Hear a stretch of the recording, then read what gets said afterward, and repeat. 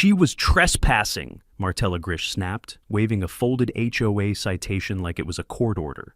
And your son was disrupting the mulch borders again. I warned you last week. Briarwood Glade does not tolerate chaos. My son was still in the back of the ambulance. His lips were trembling from the seizure. She hadn't even asked if he could speak. Martella Grish, president of our HOA board, hadn't blinked once since the paramedics arrived. You tased a 10-year-old, I said, voice low. And you lied to the dispatcher about what happened. My ring mic caught everything. Her face tightened. Just a twitch, but I saw it. A flicker of panic. She thought I was just another single dad with a mortgage and no spine. If you're a parent, or if you've ever watched someone you love twitch uncontrollably on a stretcher because of someone's power trip, subscribe now. Don't wait until it happens on your street. I'm Dr. Alric Dane. I analyze courtroom audio for a living. The feds call me when they need to know if a whisper in the background came from a suspect or a speaker. I don't guess, I prove. And I never raise my voice. But right now, every bone in my body wanted to tear this place apart. That oak bench near the trailhead, Martella's so-called trespassing site, wasn't just furniture. My wife built it before she passed. It's where Ivan, my son, goes when the world is too loud. He hums, he rocks, he breathes slower there. It's how he avoids the worst of his seizures. The HOA approved it 2 years ago under therapeutic outdoor fixtures. I had the email saved, signed by the previous board, but that didn't matter to Martella, not when control was more important than clarity. A week ago, she called his humming a disruption to community atmosphere. Today, she called him a threat to property lines. And now, my kid was blinking at ceiling lights through tears while she filed her next citation over a mulch border no one else cared about. I'll be filing a formal report with the board, Martella said stiffly, pulling her cardigan closer like she was the victim. We'll be voting on restrictions this Friday. No exceptions, even for special cases. Special cases. I didn't answer. I was already watching the waveform in my mind, remembering the audio spike when the taser snapped just after her voice muttered, I warned him. Sir, one of the paramedics called from the rear door. We're heading out now. Do you want to ride with him? I'm following, I said. Martella turned away like she'd won something. She hadn't. She just didn't know what was coming. My hands were already moving as I walked, checking the audio files, backing up copies, checking authentication timestamps. The file was clean, no edits, full chain of custody. She thought this was about HOA fines. She didn't realize I built the system that detects fakes in court. She didn't know I could. I identify the difference between panic and performance from 5 seconds of breath audio. And she definitely didn't know the microphone on the garage captured her muttering, "This freak show ends today," 2 minutes before she pulled the stun device. She didn't even ask if he had a medical condition. She just decided he was inconvenient. At the hospital, while Evan was sleeping under a warm blanket with heart monitors pulsing gently beside him, I played the audio back once. Just once. It was all there. Her false claims, her impatience, the sound of his feet gently brushing the gravel, and then the click. It wasn't self-defense. It wasn't confusion. It was contempt. That was the moment I knew I wasn't filing a complaint. I was going to expose her. Where are you watching from? Tell me in the comments, and if your neighborhood's got a Martella, you'll want to hear what happened next. By the next morning, the board had already sent out the notice. Pending review, violation of Section 5.9, Behavioral Atmosphere Preservation, it read, stamped in gray across the top. The wording danced between vague and targeted. Repeated disruptions caused by unsupervised or erratic behavior near communal landscaping zones. No names, no mention of the taser, just bureaucratic fog masquerading as order. Ivan was still in the pediatric unit, coloring a page with shaky hands, blissfully unaware of what that line of legal camouflage actually meant. But I knew, and so did half the residents here. The whispers had already started. Outside the hospital, I made a detour before heading home.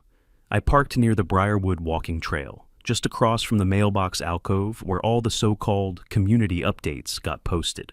I stepped out, half expecting someone to question what I was doing, but no one stopped me. The new flyer was already taped to the glass, signed by Martella herself. HOA special meeting, Friday, 6 p.m. Topic: clarifying allowable conduct in shared outdoor spaces. That was her move. Frame it as clarity. Frame it as fairness. Frame it as anything but what it was. Punishment disguised as policy. I looked around. The same neighbors who used to nod at me now kept their eyes down. One man across the street glanced up from his flower bed, then turned back quickly. His wife tugged on his sleeve. Cowards. Or maybe just tired. I didn't blame them. Martella ruled this place like a silk-wrapped fist. She never raised her voice. She didn't have to. Her citations did the shouting for her. I made it back home before noon. The bench was still there, untouched, for now. I pulled up the HOA incident database through the portal, the one every homeowner technically had access to. It was sanitized, stripped of detail, written in stiff legalese. But there it was. Behavioral Disruption Report, filed 03/08, unconfirmed audio activity in shared zone. They'd already logged it. No mention of force. No acknowledgement of the emergency response. No incident number attached to the taser discharge. Just audio activity. That's what my son's pain was to them. I clicked on a few more entries from the past 6 months, curious now. Names were blacked out, but the pattern wasn't hard to see. Disruption reports always appeared within 3 categories: music played outside regular hours, agitated voices, or non-compliant individuals entering communal paths. No way to know who the targets were, but I had a theory. The first time I ever met Linda Rowe, she'd been fined for her grandson's wheelchair ramp. The HOA claimed it violated aesthetic continuity. She cried during the appeal hearing. They reduced the fine, not because they were wrong, but because she threatened to go to the press. She moved 2 weeks later. 2 blocks down, the Arendas had a son with Tourette's. I remembered seeing his father arguing with Martella last summer about a noise complaint. 2 months after that, the family sold. Quietly. And now, Ivan, caught up in a war disguised as structure. I scrolled back up, looking for any sign of board signatures. Only one kept showing up, M. Grish. She wasn't enforcing order. She was cleansing discomfort. I locked the screen and stared through the front window. A little girl was riding her bike down the cul-de-sac, training wheels rattling against the pavement. Her mother stood nearby, watching her cautiously. I recognized her. Melissa, I think. Newer resident. Her welcome party had been one of Martella's invitations-only events. I stepped out. "Melissa," I called. She flinched slightly, then smiled, polite but hesitant. "Just a question," I said gently. "You ever get a letter from the HOA about your daughter's bike? Noise complaint? Sidewalk usage?" Her eyes widened just enough to answer for her. "Yes," she said quietly. "Last week. Said her bell was disruptive. We stopped letting her ride after 7 p.m. I nodded. "Thanks." She looked at me a moment longer, then turned to her daughter. "Come on, hun. Time for lunch." As she walked off, I noticed something. Her daughter's bike had its bell removed, just an empty metal ring where the button used to be. I walked back inside, sat at my desk, and opened a new folder. Pattern evidence, Briarwood. The audio would be the headline, but the pattern, that would make it undeniable. I saw Dorian Haskett again 2 days later. He was standing outside the HOA office, holding a thick manila folder and scanning the neighborhood like he didn't want to be seen. He looked like a man halfway through an exit he hadn't planned for, tucked-in shirt but wrinkled sleeves, tie loosened just enough to signal unease. He spotted me across the parking strip. His eyes dropped, but it was too late. "Dorian," I said calmly, approaching him. He gave a faint nod. "Dr. Dane." We stood in silence for a moment as the wind rustled through the pine hedges. Behind the HOA bulletin board, I expected him to walk away. He didn't. "I saw the flyer for Friday," I said. "Clarifying conduct. That's one way to frame it." Dorian let out a breath through his nose. "It wasn't my wording. I figured." Another pause. I wasn't going to press him yet. Not here. He cleared his throat. "Martella's already pre-drafted the talking points. Wants to fast-track a motion for updated behavioral clauses. Let me guess, more ambiguous language, less room for appeal. She's calling it community comfort preservation," he said bitterly. I studied him more closely now. The folder in his hand was old, edges worn, labeled with HOA initials. He wasn't here for errands. He was wrestling with something. That was clear. "Why are you still on the board?" I asked, not accusing, just curious. He looked at me then, really looked. "Because if I leave, she replaces me with someone worse, and because I've already stayed too long to pretend I didn't know." There it was, the first crack. He turned toward the door but paused, hand on the handle. "There are things in the archive," he said without looking at me. "Violations that never got mailed, drafts that didn't pass vote but still got enforced. But you didn't hear that from me." He disappeared inside. I stood there another few minutes, replaying his words. Violations never mailed, drafts not passed but enforced anyway. It meant there was more beneath the surface than selective enforcement. There was manipulation, possibly forgery, definitely misrepresentation. I returned home with a low burn building in my chest. This wasn't just about Martella using the rules to push out the families she didn't like. It was about her rewriting them in secret and punishing anyone who challenged it. That evening, I went through every violation notice I had received since moving into Briarwood Glade. There were 7 in total, only 2 of which I'd ever physically received. 5 others existed in the online portal, but had never reached my mailbox. That wasn't just sloppy, it was calculated. Without a mailed notice, there was no chance to appeal within the official 10-day window. It was a paperless trap. Even was sitting on the floor beside me, stacking foam blocks in the same color pattern he always used. Blue, green, yellow, red, repeat. Every now and then he'd glance toward the front door, then return to his pattern. "Want the bench tomorrow?" I asked gently. He paused mid-stack. "Too many people," he murmured, eyes flicking toward the window. "Okay," I said. "Another day." He nodded once and kept building. After he went to bed, I pulled up the HOA bylaws again. Section 5.9, that damn clause. Behavioral atmosphere preservation. A vague 3-sentence paragraph that gave the board wide leeway to define repeated disturbances, unusual conduct, and detrimental neighborhood impact. No metric, no thresholds, just words. It was built for abuse. I highlighted the terms, copied them into a separate document, and started adding notations. Every time she used the phrase communal disruption, I marked it. Every variation of emotional comfort or visual intrusion got a tag. The language wasn't just biased, it was tailored, custom-coded to criminalize difference without ever naming it. By midnight, I had a list of 22 phrases across 9 citations that all traced back to Section 5.9. All of them targeted behavior that wasn't loud, illegal, or dangerous. Just different. Just visible. I added one more line to the document's header. Subjective enforcement patterns. Forensic review. Pending. I wasn't waiting for someone to blow the whistle anymore. I was preparing to pull the cord myself. And if Dorian broke the silence before then, all the better. Either way, this time, there would be no quiet exit. Thursday morning, the email arrived. Subject line: urgent proposed emergency motion for community behavior standards. The sender was showadmin.briarwoodglade.org, but the wording had Martella's perfume all over it. The document attached was 3 pages long. It started with vague claims of increased resident discomfort and rising incidents of unaddressed behavioral anomalies. Then, in bold font halfway down, the HOA board proposes immediate limitations on outdoor fixtures, personal behavior in shared zones, and activity that could be construed as emotionally disruptive to neighboring residents. Emotionally disruptive. That phrase again. No examples, no metrics, just a catch-all clause designed to criminalize anything she didn't like. I scrolled to the bottom where board members were listed for acknowledgement. Martella Grish's name sat at the top, naturally. Dorian Haskett's was below it, unsigned. I didn't have time to let the bile settle. I opened a reply window, started drafting something measured, direct. But halfway through typing, I stopped. Martella wouldn't care about carefully worded logic.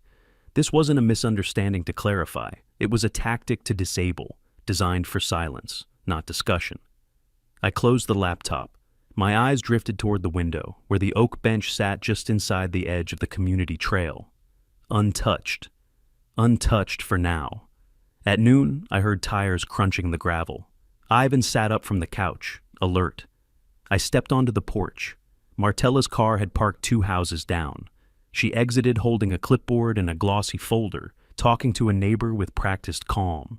She wasn't campaigning, she was positioning. Ivan tugged at my sleeve. "She going to take the bench?" he asked. I crouched to his level. "Not if I can help it." He didn't say anything else. He didn't need to. His hands fidgeted with the hem of his hoodie the same way he did when doctors spoke in slow voices around him, pretending not to. Ivan returned. Inside. I stayed on the porch, watching Martella as she worked her way down the street. Clipboard, smile, warning. Clipboard, smile, warning. It was the same formula, always wrapped in civility. By the time she reached my neighbor's house, Charles Falk, retired Air Force, her expression shifted slightly. Not warmer, but more cautious. Charles wasn't someone easily impressed. I decided to take a walk. I passed them slowly on the sidewalk. "Good afternoon, Dr. Dane," Martella said, with a smile too bright to be sincere. "Hope your son is recovering well." "Still flinches every time a door slams," I replied. Charles glanced at me, then back at her. "Well, as I've said, I acted in good faith. I regret the escalation. You didn't call an ambulance, the neighbors did." Her smile thinned, but didn't drop. "If you have questions, I suggest attending the board meeting tomorrow. There will be time for community comments." I nodded. "I'll bring recordings." Her expression finally cracked, just a flicker. A breath caught in her throat. I walked on. At the community garden, I stopped. A pair of mothers were sitting on the bench beside the raised beds. Their kids played nearby, picking dandelions from the grass. One of the women, Julia, I think, had once brought cookies to the neighborhood social. She offered me a small wave. I walked over. "You get the motion draft?" I asked. Julia nodded grimly. "It's all code. Nobody says what they mean." The other mother, Amita, spoke softly. "I think it's about our son." "Mine too," I said. We sat there for a while, no one speaking. Just the quiet knowledge that we weren't alone in being watched. The kids laughed in the background. Ivan would have liked this spot, if he ever felt welcome here. "Are you speaking at the meeting?" Julia asked. "Yes." Amita leaned forward. "I don't know what you're planning, but whatever it is, let us know if you need voices." I didn't answer right away. I just nodded, quietly adding their names to the mental list I was building. People who'd seen it, people ready to speak. The bench creaked as I stood. Tomorrow wasn't going to be a meeting. It was going to be a line in the sand. I arrived at the civil magistrate's office just before 3, not as a complainant, not yet. I was there for what they called a voluntary clarification session, a quiet way for the HOA board to present their intent without triggering legal conflict. Martella, of course, had requested it. The clerk led me into a narrow hearing room. Fluorescent lights hummed overhead, bouncing off faux wood paneling and 2 battered chairs. Martella was already seated, dressed in slate gray, hands neatly folded. Dorian sat 2 seats away from her, eyes on the table. He looked like a man waiting for a verdict he didn't ask to be part of. "Dr. Dane," Martella said, standing as if we were equals in a friendly disagreement. "Thank you for joining us." "I'm here to listen," I replied, settling into the chair without shaking her hand. The magistrate entered, a tired woman, with readers perched low on her nose and a file folder she hadn't opened yet. "Let's keep this efficient," she said. "This is not a ruling session, just clarification." Martella wasted no time. She launched into her rehearsed cadence about community standards, proportional response, and emotional ripple effects on neighbors. She never once said my son's name. She referred to him as the juvenile party, and described the taser as a defensive alert tool. Her language was polished, practiced, almost sterile. She claimed Ivan had darted unpredictably toward private property. Then she said it. I activated the deterrent device in the interest of preventing injury to either party. Preventing injury. I didn't move, but my chest tightened. She was rewriting it, right there. She hadn't tried to help. She hadn't checked his vitals. She'd stood with her arms folded while he convulsed on the path. The magistrate scribbled a few notes, but said nothing. "Dr. Dane?" I kept my voice even. "I've reviewed the audio from my home's exterior system. The timestamp confirms activation of the device occurred 5 seconds after verbal warning, if that's what we're calling back off now. There was no lunge, no pursuit. He was humming." Martella's jaw twitched. I reached into my folder and slid over a printed spectrogram. "Here's the waveform. I've labeled the frequencies. That's my son's voice. Low, consistent, calm. Then the taser crack, then you speaking again. The magistrate adjusted her glasses, frowning slightly. Is this professionally analyzed? Yes, I performed the analysis myself. I'm a forensic acoustics examiner, DOJ certified. Dorian looked up then, just for a moment. His gaze met mine, and something flickered behind it. Recognition. Respect, maybe. Martella cleared her throat. With all due respect, personal recordings lack official standing in HOA disputes. The board has not yet had the opportunity to review. I'll be making it public, I said. She froze. The magistrate spoke calmly. This room is not for threats, Dr. Dane. It's not a threat, I said. It's an answer. Martella's smile returned, brittle this time. We'll be addressing this matter formally at tomorrow's community meeting. Of course, residents are welcome to comment. She stood, smoothing her skirt, and nodded stiffly at the magistrate. We appreciate your time. Dorian lingered behind. When she exited, he stayed seated. You knew it wasn't true, I said quietly. Didn't you? He ran a hand down his tie. I didn't see what happened, but I read the log entry before it was rewritten. She altered it? She deleted the original and entered a new one herself. That, yeah, was it? The quiet admission. Why tell me now? I asked. He looked at me fully then. Because I thought if I waited, someone else would stop her, and then your son hit the ground. I stood. Tomorrow, this doesn't stay inside a room like this. I know. We left without another word. That night, I went home and laid out every audio file, cleaned the waveforms, removed background traffic, enhanced clarity. Each one bore her voice, her lies, her tone. By the time I was done, the recordings weren't just clean. They were undeniable. I couldn't sleep that night. I kept hearing it, the click of the stun device, sharp and sterile, replaying in my mind like a spike in a track that wouldn't smooth. It wasn't the sound itself that kept me awake. It was the silence that followed, the silence while my son twitched on the ground, and Martella stood there with her clipboard like nothing had happened. At 2:14 a.m., I pulled the waveform back up. I adjusted the frequency filters, isolating her voice, low, clipped, and unmistakable. I ran it through spectral authentication one more time. No edits, no corruption. The source was clean, the timestamps verified. I added a tag, Martella statement, prior, taser.wav. Beside that one, I had 6 more files lined up, each from different days, different contexts. The motion detector on our porch had caught more than I realized. Small moments, muted insults, dismissive muttering as she passed our home. Phrases like, they never should have approved that bench, and he doesn't belong on the trail if he can't behave. She hadn't known the mic reached that far. By dawn, I had all 7 files labeled, verified, and exported in 2 formats, raw and normalized. At 7:08 a.m., I sent a message to Dorian. I didn't attach anything, just a line of text. I have what I need. You coming to the meeting? No response. I didn't expect one, but I knew he'd show.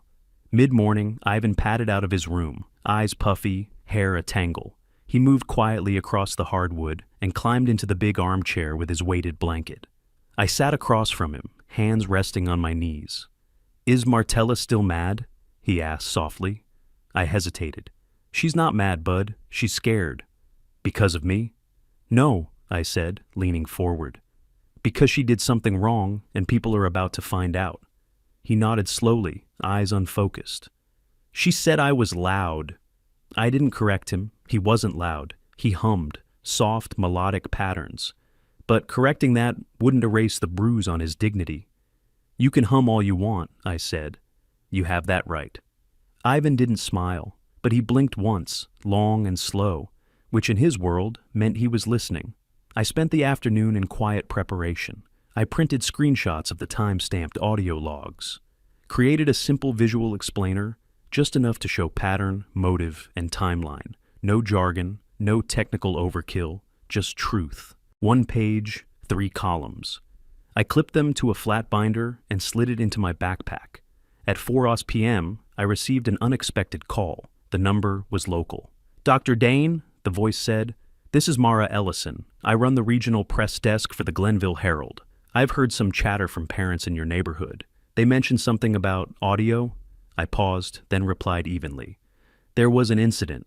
I have documentation. The HOA board president used a taser on my son. The silence on the other end told me she hadn't expected me to say it that plainly. I'd like to cover the meeting tonight, she said. Would that be all right?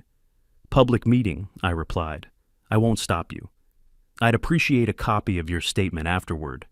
I'll have something ready. After the call, I checked my gear one last time. Audio files loaded on a USB drive, printed exhibits in order, backup versions and cloud storage. It wasn't paranoia. It was precision. At 5:40 p.m., I locked the front door and glanced back at the bench. A few fallen leaves had landed on the seat, undisturbed. The sun cast long amber shadows across the gravel path. The bench looked exactly like what it had always been, unthreatening, handmade, human. At 5:55, I walked into the community hall. The chairs were arranged in rows. Martella stood near the podium, smiling at residents like nothing had happened. Dorian sat near the side wall, hands clasped tightly in front of him. He met my eyes as I walked in. For the first time since the incident, he nodded. I took a seat in the second row. The air was heavy, not tense, but waiting. Like something unspoken had already been decided, and in a few minutes I was going to say it out loud. Dorian caught me just as I was setting my binder on the front table. He didn't speak right away, just hovered behind me, hesitant, like a man staring at the edge of a cliff he knew he had to jump from. They're expecting you to speak first, he said finally, voice low. I plan to. He shifted uncomfortably. Martella's going to open with procedural updates, then introduce the motion. She's banking on it passing quietly, no noise, no escalation. Won't be quiet, I said, sliding the binder forward, aligning it with the edge of the table. Dorian looked around the room. A few more residents had arrived, Julia and Amita from the garden, Charles from 2 doors down. Melissa stood near the back with her daughter, arms folded tight, all of them watching, waiting, some with curiosity, others with recognition. I brought something, Dorian said. I turned to face him. He held out a USB drive. It's from the archives, violation logs from the last 3 years. I didn't pull everything, just the entries that were manually altered after submission. You verified them? I kept the server logs, original timestamps, author tags. Some of them were changed days later, others were replaced entirely. I took the drive, fingers curling around it slowly. Why now? Because I've been sitting in meetings for 2 years pretending I didn't notice what was happening, pretending selective enforcement was just poor paperwork. I looked him in the eye. And now? He exhaled. Now I'm done pretending. At the front of the room, Martella tapped the mic twice, all practiced calm and manufactured poise. The buzz of conversation dropped to a hush. Thank you all for attending this special session, she began. The HOA board appreciates your time and your commitment to preserving the peaceful atmosphere we all value. She launched into her opening notes, referencing property upkeep, a recent fence dispute, and then the proposal, the new motion to clarify expectations regarding behavioral disruptions in shared spaces. She said it like she was offering community clarity, but the language underneath was surgical. Policy redefinition meant to criminalize behaviors that made her uncomfortable. Are there any questions before we move to discussion? She asked smoothly. I raised my hand. Her smile didn't falter, but her posture shifted. Yes, Dr. Dane. I stood, slow and deliberate. Before discussion begins, I'd like to submit supplemental documentation for the record. She tilted her head. That's not standard protocol, but not prohibited, I interrupted. It's relevant to the motion being proposed and to the behavior of this board. I walked to the podium, placed my binder down, and pulled out a single page from the packet. On it, 3 entries from the violation log Dorian had just given me, each with timestamp mismatches, altered author IDs, and replaced offense descriptions. They weren't clerical errors. They were retroactive justifications. Behind me, the room murmured. Additionally, I said, keeping my tone measured, I have audio files, 7 total, recorded via my home's outdoor security system. Each one captures unfiltered interactions, including statements from this board's president regarding specific residents. Martella's voice was sharp now. This is not the forum for personal attacks. This is a public meeting, I said, turning to face her. And this audio is mine. I own it. It's been authenticated. It's unedited. She tried to speak again, but I lifted the USB into view. I've already shared these files with legal counsel and a local press contact, but I wanted you to hear them first, so there's no confusion. The room was silent now, dead silent. Martella's hands rested on the edge of the podium, white-knuckled. Dorian cleared his throat. I'd like to motion that the vote on the proposal be delayed until the board has reviewed these materials in full. A second came almost instantly, from Julia in the middle row. Martella looked at her, stunned.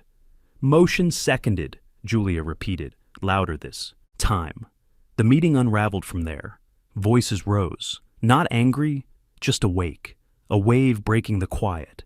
Martella tried to regain control, but the room had shifted, and I hadn't even pressed play yet. I didn't need a gavel or microphone to keep the room's attention. Once Dorian's motion passed, unanimously no less, the meeting shifted from structured agenda to something far more honest. Neighbors stopped glancing at their watches. They started asking questions. Real ones. Why are we just hearing about these altered logs now? Someone asked from the third row. Dorian stepped forward, shoulders stiff but eyes clear. Because I didn't know how deep it went until recently, and I'd take responsibility for that. Another voice rose. Is this about Ivan Dane? All eyes turned toward me. I didn't flinch. Yes, I said, and not just him. I placed my phone on the podium, opened the first audio file, and let it play.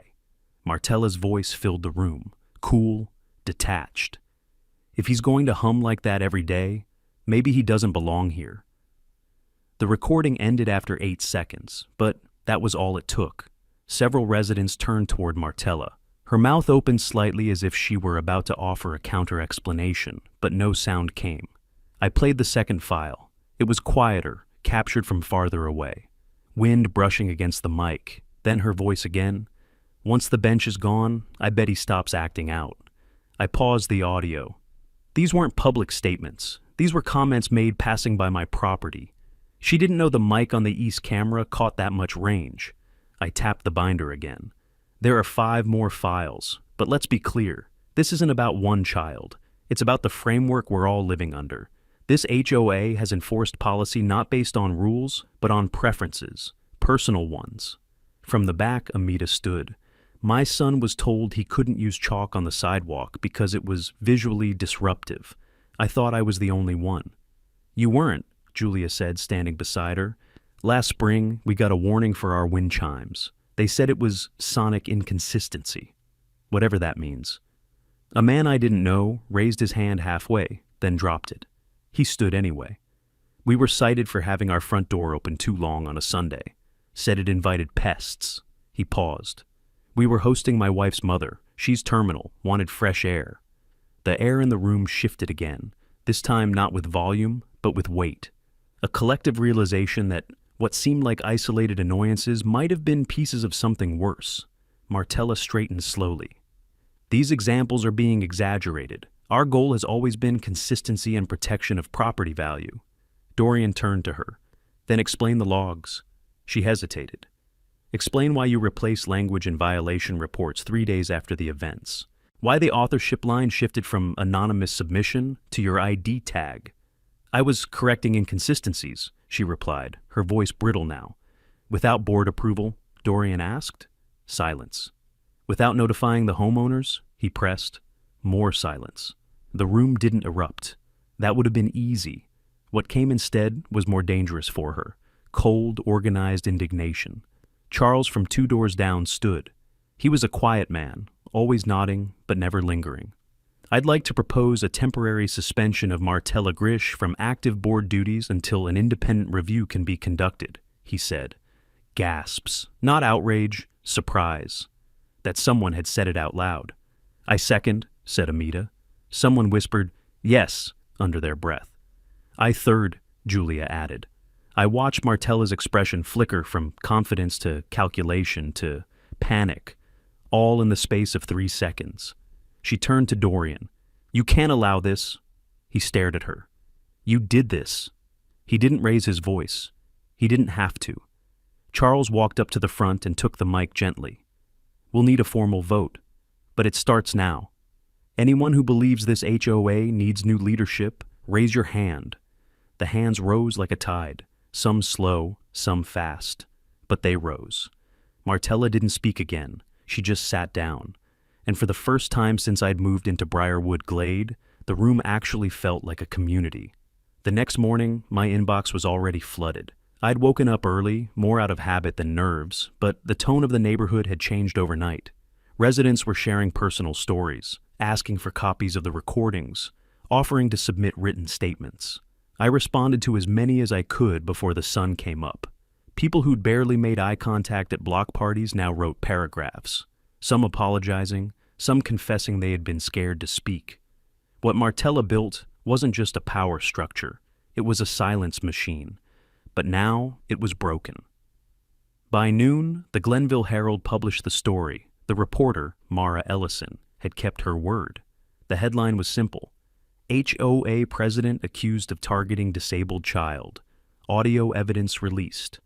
Below it, a screenshot of the waveform and a single quote: "Once the bench is gone, I bet he stops acting out.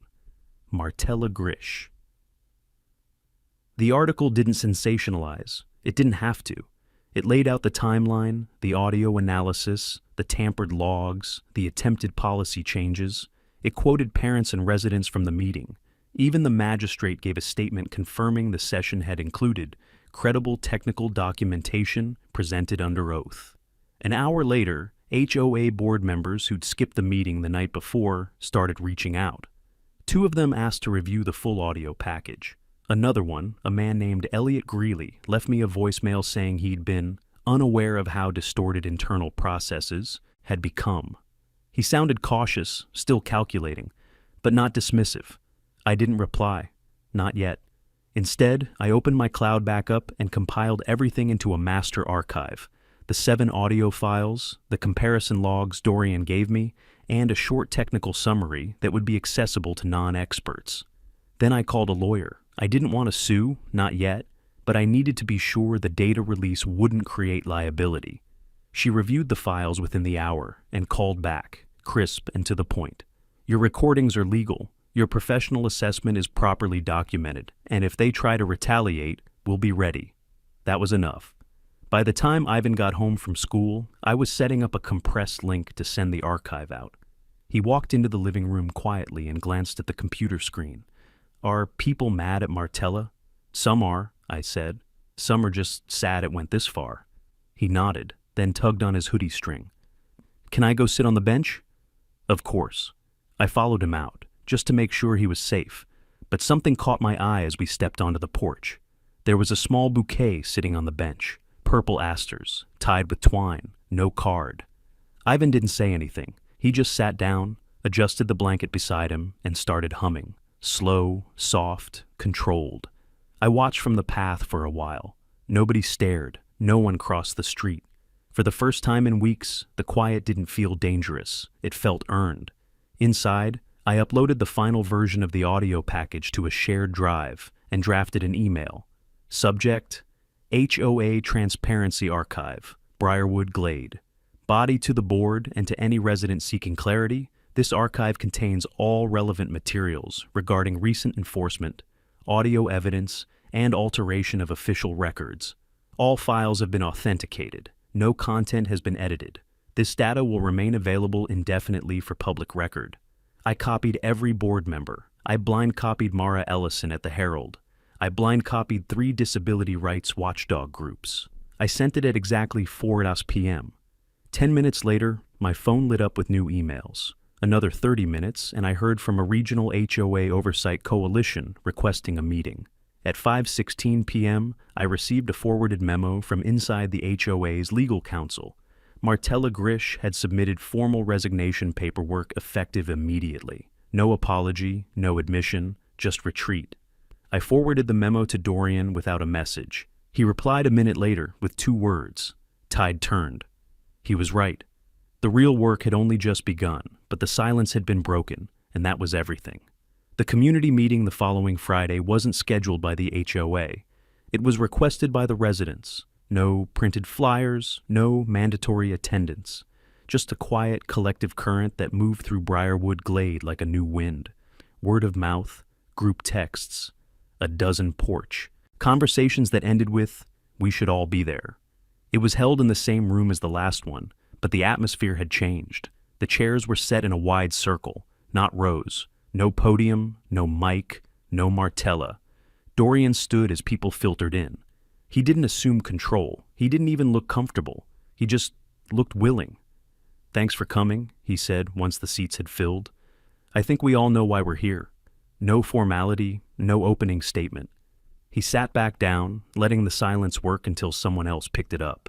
It was Julia who spoke first. "We let it happen," she said plainly. "All of us. We let the letters stack up, told ourselves it wasn't worth fighting. And now, a 10-year-old boy has a trauma he'll carry for the rest of his life." She didn't look at me when she said it. She didn't need to. I felt the words in my spine. Another neighbor, Elliot, one of the board members who hadn't shown up last time, nodded slowly. I didn't think it was as bad as it was. I figured she was strict, not dangerous. But once the audio came out, he trailed off. Nobody needed him to finish. Amita raised her hand like it was a classroom. "We need safeguards, not just new people, new rules." Heads nodded around the circle. I cleared my throat. "Rules aren't the problem," I said. "Interpretation is. You can weaponize the best written guideline if no one's watching the interpreter." "That's why we need outside review," Charles said from 2 seats down. "Disability advocates, community counselors, people who don't live here but know what fairness looks like." Dorian leaned forward.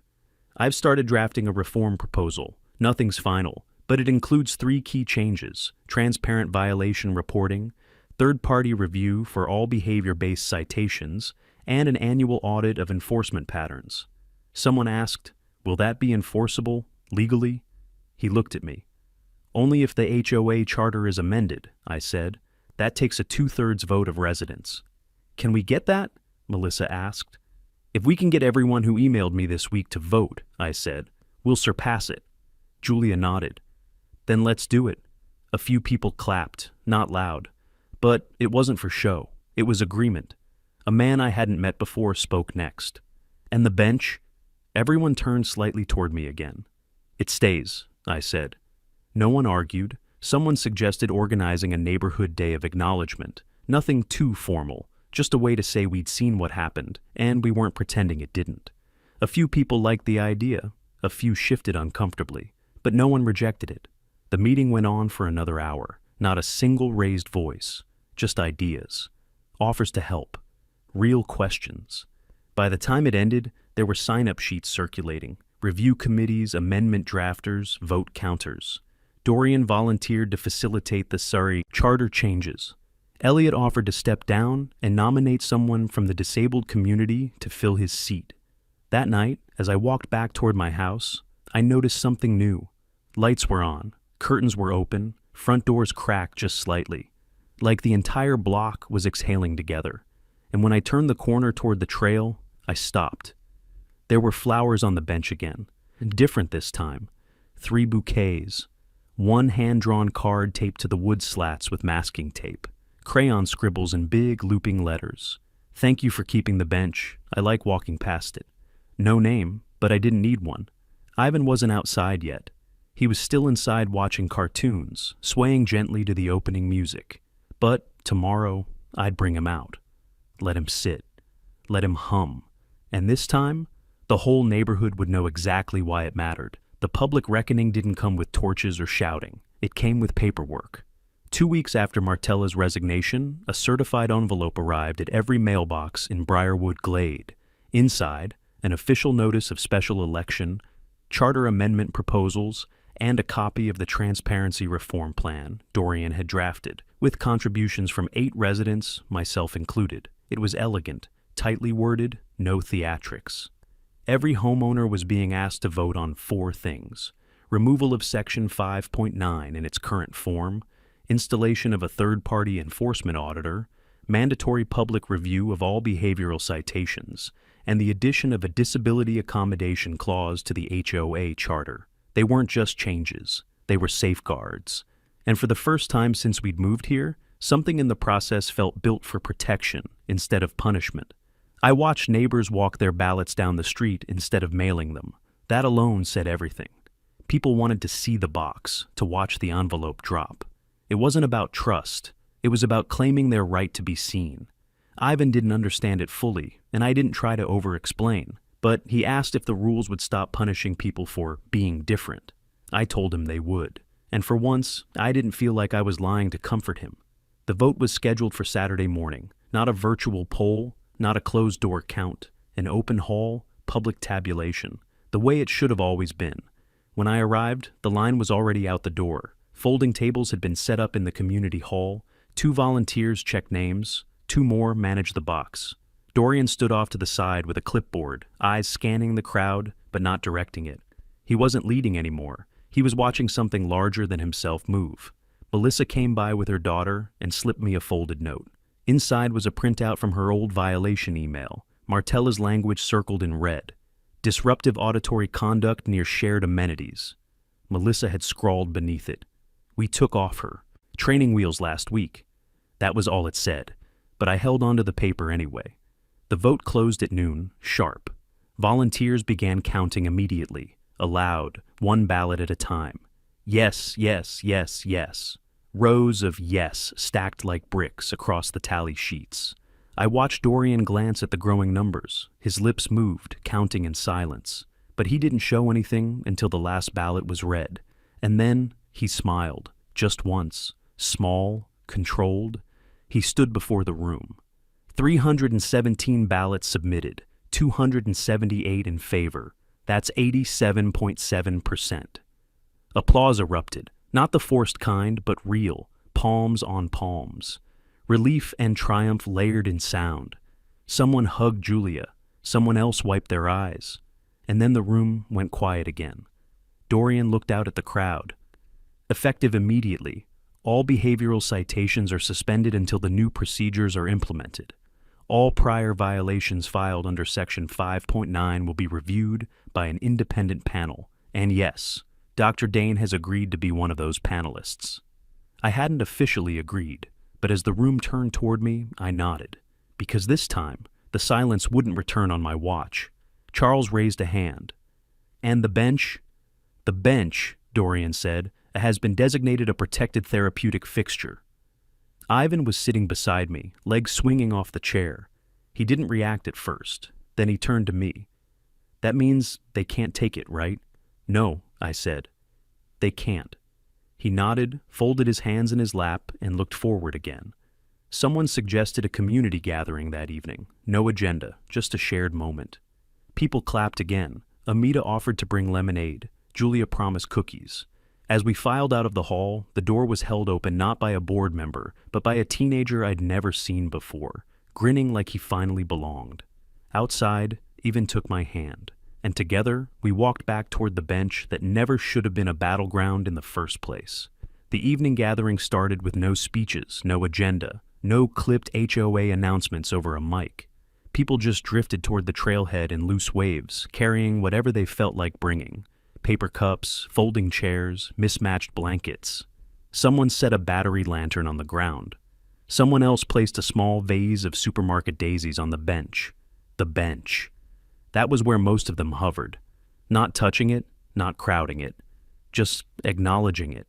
A few kids asked if they could sit on it, and even nodded, sliding aside with a calm that would have been impossible a month earlier.